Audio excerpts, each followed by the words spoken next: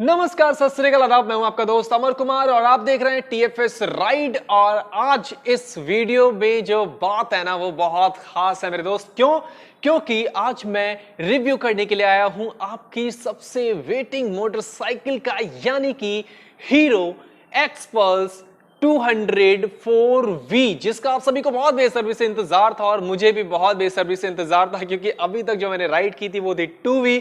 और आप सभी जानते हैं कि 2V खुद में एक लेजेंडरी मोटरसाइकिल रह चुकी है, जो कि सबसे कम दाम में आपको एक एडवेंचर फील देती है। बट कंपनी ने सोचा कि क्यों ना हम अपने राइडर्स को कुछ अच्छा दें, कुछ बेहतरीन दें, और इसीलिए उन्होंने मार्केट में उतारा हीरो एक्सपल्स 200 4V को। तो अब जानेंगे 4V के बारे में और इसकी करेंगे हम टेस्ट राइड। तो बहुत सारा कंटेंट आपको मिलने वाला है। सो बने रहिए वीडियो पे, लेके चलते हैं आपको बाइक की तरफ।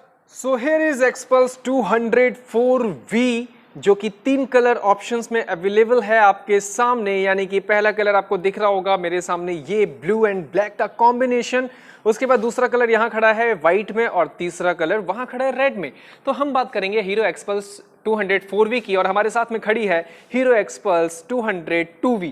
तो दोनों में क्या डिफरेंस है इसके बारे में बातें करेंगे और आपको समझाऊंगा कि कैसे 2V से ज्यादा अच्छी टेक्नोलॉजी है 4V के अंदर में। तो बने रहिए वीडियो पर, वीडियो को एंड तक जरूर देखिएगा।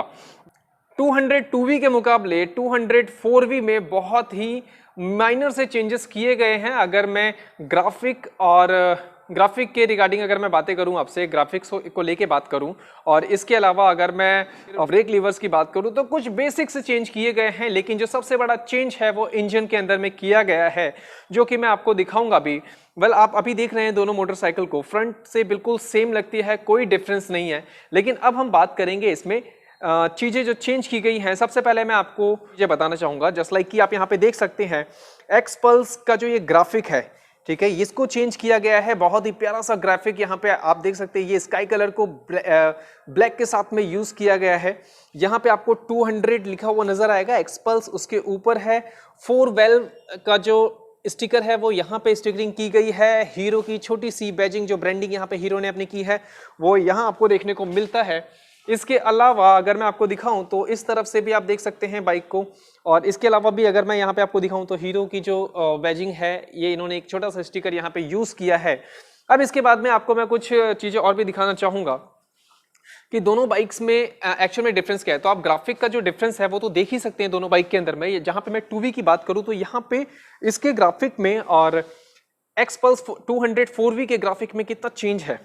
ये बहुत एक सिंपल सा ग्राफिक आपको देखने में लगेगा, लेकिन वहां पे ग्राफिक बहुत ही अट्रैक्टिव, बहुत ही डिजाइन के साथ में तैयार किया गया है। इसके अलावा अगर मैं आपको दिखाऊं, जो मैं आपको बता रहा था कि यहाँ पे हीरो की जो स्टिकर यूज किया गया है, जबकि इस जगह पे आपको हीरो का स्टिकर देखने को नहीं मिलता है। इसके अलावा अब हम बात करें एक छोटे से माइनर चेंज की, कि अगर आप इसके ब्रेक लीवर को देखें तो यहाँ पे जो ब्रेक लीवर है वो बहुत बेसिक सा आता है।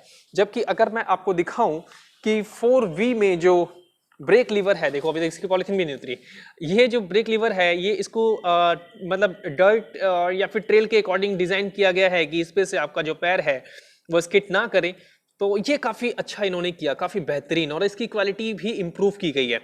इसके अलावा अगर मैं आपको एक छोटा सा चेंज और दिखाऊं, इसका जो ग्रिल जो यूज किया गया है, रेडिएटर ग्रिल जो यूज किया गया है, ये काफी चौड़ा सा है, ठीक है। लेकिन अगर मैं आपको 200 में दिखाऊं तो ये बहुत ही छोटा है। यानी कि इसका जो रेडिएटर ग्रिल है 4-5, इसमें आपको 5 पाइप्स देखने को यहाँ पे मिलेंगे।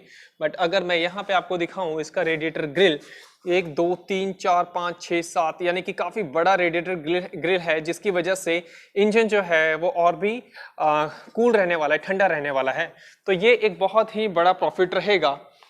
टॉप स्पीड या फिर इंजन के हीटिंग में काफी आपको आराम मिलने वाला है। इंजन ज्यादा हीट नहीं होने वाला है इस बड़े रेडिएटर ग्रिल के साथ में। बाकी ओवरऑल स्पेसिफिकेशन बाइक की सेम है। अगर मैं बाइक के कंपोनेंट्स की बात करूं या फिर इसके बाकी स्पेसिफिकेशन की बात करूं, जो इसमें मेजर स्पेसिफिकेशन चेंज किया गया है वो है 2V में 2 वेल्व यूज होते हैं और 4V में 4 वेल्व यूज होते हैं। जो इनटेक और आउटटेक होता है ये यहाँ पे सेम जगह पे यूज किया गया है। लेकिन अगर मैं यही चीज आपको 4V में दिखाऊं तो इसको यहाँ से हटा के अब इंजन में डायरेक्टली जो हेड है उसमें यूज़ किया जाता है, बॉटम इंजन में इसको यूज़ नहीं किया जाता है। तो इसकी टेक्नोलॉजी क्या है इसके बारे में मुझे इतना ज़्यादा तो आइडिया नहीं है, बट ये एक चेंज है जो हीरो ने अपनी इस बाइक में किया है। अब बात करेंगे 2V और 4V में डिफरेंस क्या है। अगर मैं बात करूं इसके इंजन की कि 2V और 4V में चेंज क्या है, तो अगर इसमें जो चेंज है वो ये है कि इसका इंजन 2 वेल्व के साथ में आता है, जहां पे एक वेल्व यूज करता है एयर इनटेक करने के लिए और एक वेल्व यूज होता है एयर को एग्जॉस्ट करने के लिए। और यहीं पे अगर मैं बात करूं कि 4V की, तो 4V में दो वेल्व यूज होंगे एयर इनटेक के लिए और 2 वेल्व यूज होंगे एयर को एग्जॉस्ट करने के लिए। ये बहुत इंपॉर्टेंट चीज है। इसका बेनिफिट आपको कब मिलता है?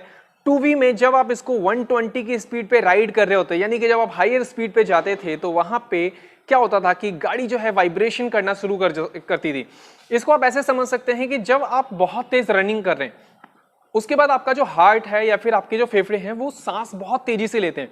तो अगर आप सिर्फ नाक से सांस लोगे तो आपको ऐसा फील होगा कि नाक से ना उतना एयर आपके बॉडी में नहीं जा रहा है, जिसकी वजह से आपको काफी प्रॉब्लम होती है। इस वजह से हम मुंह से सांस लेना शुरू कर देते हैं, क्योंकि हमें एयर फ्लो ज्यादा चाहिए, ज्यादा ऑक्सीजन चाहिए। तो इसी तरीके से 2 वेल्व में भी सिंगल वेल्व से जो एयर इनटेक होता है उसमें एयर जब अंदर जाती है तो वो उसके अकॉर्डिंग नहीं जा पाती जितना रिक्वायरमेंट इंजन को उस टाइम पे है। इस वजह से टॉप एंड पे गाड़ी में जो वाइब्रेशन है या फिर इस तरीके की कोई प्रॉब्लम थी जो बाइक में आ रही थी।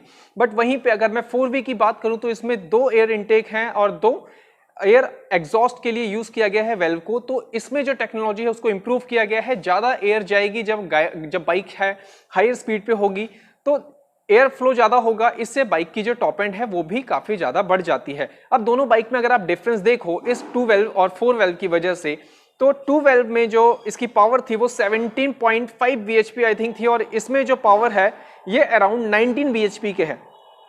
और अगर मैं बात करूं टॉर्क की, तो इसमें शायद जो टॉर्क है उसके मुकाबले 4V में 1 पॉइंट समथिंग जो टॉर्क है वो इंक्रीज किया गया है। उसकी इंफॉर्मेशन अब मैं डिस्क्रिप्शन बॉक्स में भी ये इंफॉर्मेशन प्रोवाइड कर दूंगा। ये इसमें एक बेसिक सा चेंज था जो किया गया था। बट बाकी अगर इस बाइक के प्राइस के बारे में बातें करूं तो 4V जो है वो 2V से 5,000 रुपीज महंगी है, क्योंकि अब इतनी टेक्नोलॉजी आपको अगर कंपनी दे रही है तो उसके लिए तो चार्जेस लगेंगे। ये था एक ओवरऑल वॉक अराउंड और छोटा सा वीडियो मेरी तरफ से, ताकि आप समझ पाएं कि 2V और 4V में क्या डिफरेंस है। बताऊंगा कि जब इस बाइक को राइड करके कि क्या ये बाइक सफिशिएंट है, 2V से क्या डिफरेंसेस 4V में आ रहा है, और जब आप स्पीड में इसको लेके जाते हो, ज्यादा एक्सेलरेट करते हो, तो कितना डिफरेंस दोनों बाइक्स में आने वाला है। इसी के साथ में इस वीडियो को करेंगे हम यहीं पे एंड, और बाकी चॉइस आपकी मैं नीचे में एड्रेस मेंशन कर दूंगा। अगर आप दिल्ली या फिर आप नोएडा से हैं या फिर गाजियाबाद से, अगर आप नोएडा से या गाजियाबाद से हैं तो आप धनश्री हीरो मोटोकॉर्प आके इस बाइक की टेस्ट राइड और इसको परचेस कर सकते हैं। कैसी लगी वीडियो बताइएगा जरूर, और आपके कमेंट बहुत इंपॉर्टेंट होते हैं मेरे लिए, तो अपना कमेंट और अपना सजेशन मुझे देते रहिए, ताकि मैं आपके लिए और भी अच्छी वीडियोस और भी अच्छी क्वालिटी की वीडियोस आप सभी के लिए लेके आ पाऊं। Thank you so much for watching my channel and इस चैनल को लाइक शेयर सब्सक्राइब करना मत भूलना, क्योंकि इस बार का जो टारगेट है ना वो दोस्त 200, यानी कि 200 खड़ी है ना, तो 200 का लाइक्स का टारगेट है। तो फटाफट से लाइक कर दो और रेड कलर का सब्सक्राइबर का बटन दबा दो। Thank you so much for watching.